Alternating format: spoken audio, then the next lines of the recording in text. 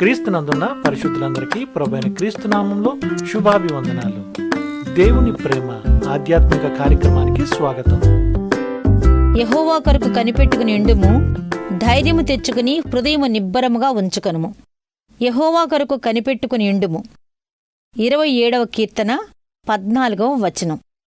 కనిపెట్టుకుని ఉండాలి. అవును, యెహోవా కొరకే నువ్వు కనిపెట్టుకుని ఉండాలి. ఆయన కొరకు కనిపెట్టుకోవడం ఏమాత్రం వ్యర్థం కాదు. తన కొరకు కనిపెట్టుకునే ఆత్మను ఆయన ఎప్పుడూ నిరాశకు గురిచేయుడు. కనిపెడుతూ ఉండగా ధైర్యం తెచ్చుకో. గొప్ప విడుదల కోసం ఆశతో ఎదుర్చూడు. విడుదల కలిగినప్పుడు దేవుణ్ణి స్తుతించి కీర్తించటానికి సిద్ధంగా ఉండు. నిన్ను సంతోషపరిచే వాక్యభాగం మన ధ్యాన వాక్యంలో మధ్యన ఉంది. ఆయన నీ హృదయమును నిబ్బరముగా ఉంచును. నీకు ఎక్కడ సహాయం అవసరమో అక్కడ ఈ వాగ్దానం క్షణాల్లో ప్రత్యక్షం అవుతుంది.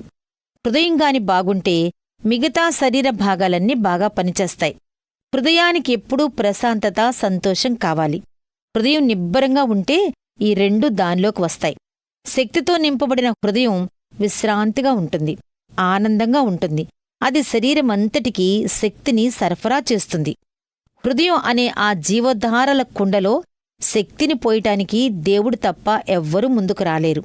దాన్ని సృష్టించినవాడే దాన్ని శక్తితోనూ నిబ్బరంతోనూ నింపగలడు. దేవుడు సర్వశక్తిమంతుడు కనుక అవసరతలో ఉన్నవారికి తన శక్తిని అనుగ్రహించగలడు. నా ప్రాణమా, ధైర్యం తెచ్చుకో. ప్రభువు తన శక్తిని నీలో నింపుతాడు. భయంకరమైన తుఫానులో సహితం నువ్వు ప్రశాంతంగా ఉంటావు. దుఃఖ సమయంలోనూ ఆనందంగా ఉండగలవు. దావీదు వ్రాసినట్లు, యెహోవా కొరకు కనిపెట్టుకుని యుండుము అని నేను కూడా వ్రాయగలను.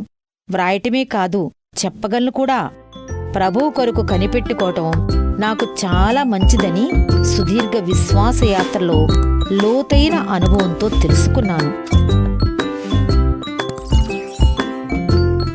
దేవుని ప్రేమ ఆధ్యాత్మిక కార్యక్రమాన్ని చివరి వరకు వీక్షించిన శ్రోతలందరికీ మా హృదయపూర్వక వందనాలు.